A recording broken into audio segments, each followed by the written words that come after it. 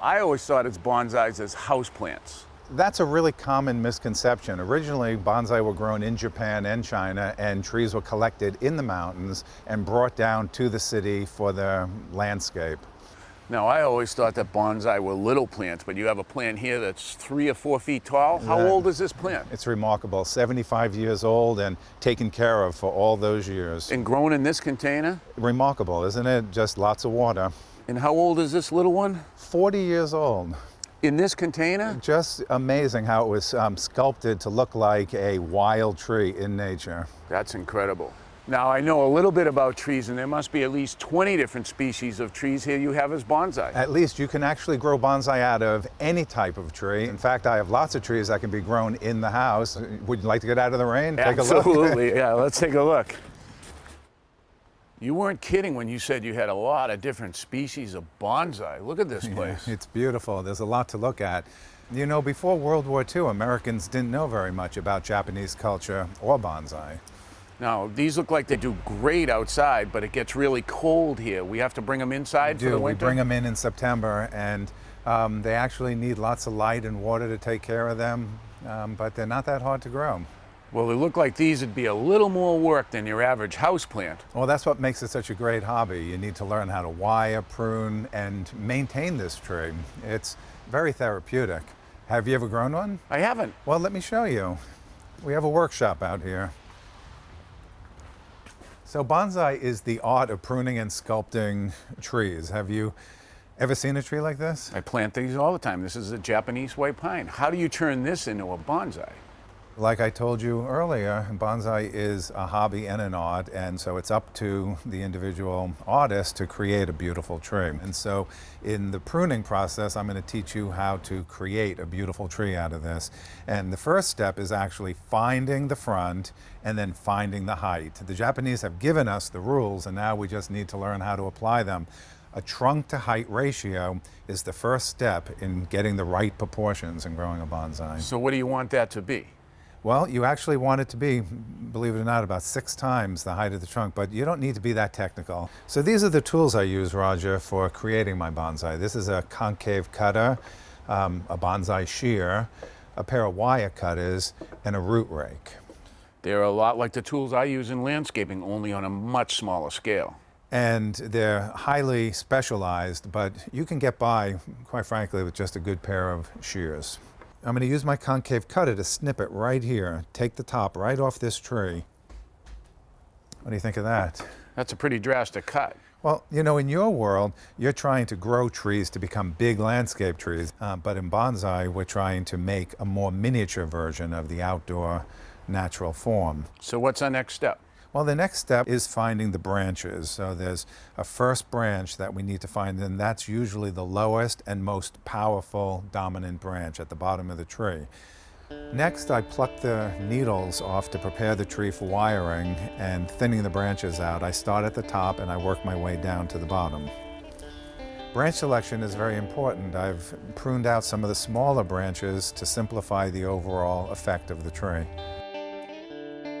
So now we've finished pruning the tree, and the next step is bending the branches. And for that, I use this special wire. And it comes in all different gauges, all different sizes for different weight branches. But I always start with the heaviest wire first, and I start at the bottom of the tree, and I just plant the wire in to anchor it. And then in very neat coils, I wrap the the around the trunk of the tree, and this is what's going to ensure, solid grip and will allow me to bend the tree into shape, right up to the top.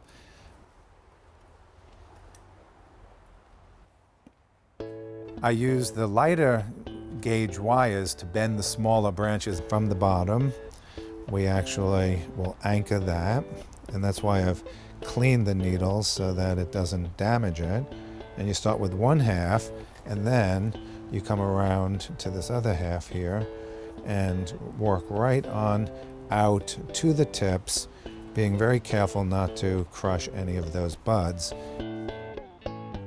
All right, the tree's been wired. Well, in my world, the sign of a healthy tree is when the branches come out and grow up nice and tall. I realize that, and in bonsai it's the complete opposite because we're trying to make the look of an ancient tree in nature. And think about a tree on top of a mountain that's been windswept and beaten up by snow and just forced into these somewhat contorted but also very beautiful angles. So you see how by bringing the branches down, I'm actually mimicking and creating the look of an ancient tree. And the wire just holds them right in place? It does, and the wire stays on for about a year, and then you cut the wire off before it cuts in. But yes, it's almost like braces on your teeth in that the wire holds the branch in place. All right, it's time to repot this plant. You're telling me you're going to get that plant in that big pot in this shallow container? And I'm going to do it without damaging the roots and keeping the tree healthy, and it's going to be beautiful. It's an important part of the whole bonsai process. I got to see that. Roger, this always looks a little bit more aggressive than it actually is, but I rake the roots out starting at the bottom. And you see how I'm turning as I go. And if you notice, I haven't really cut any roots yet. I've just been knocking the soil out of there. So all the roots are very healthy, and it's a much more passive technique than it actually looks like. The surface roots I have to be a little more careful about. I'm raking them out. It's actually a beautiful set of fibrous roots. We want to spread these roots out so that they're all spread flat, but again, not cut and damaged, so that you have very, very healthy root mass.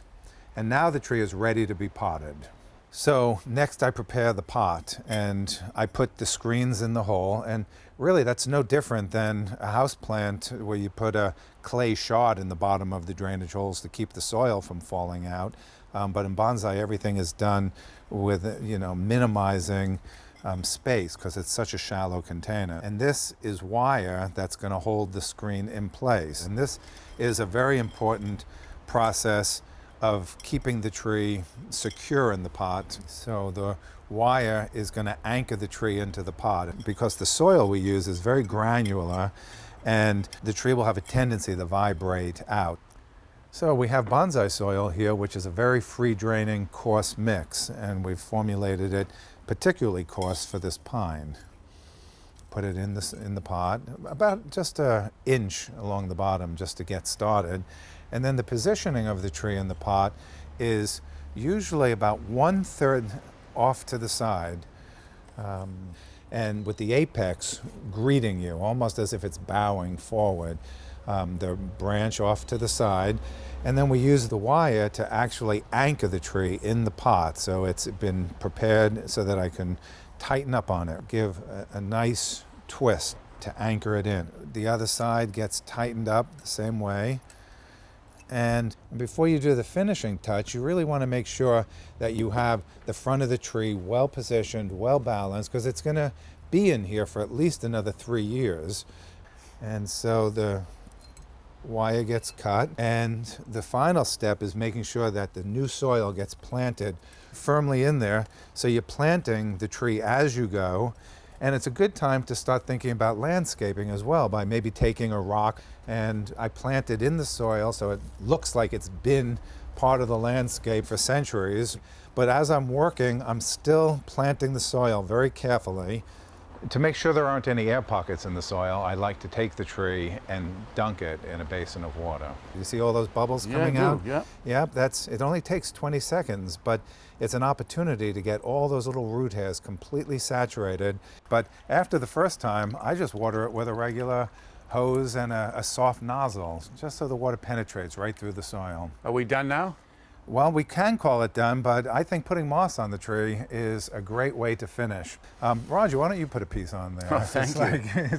I get the honors, yeah, huh? Look at that.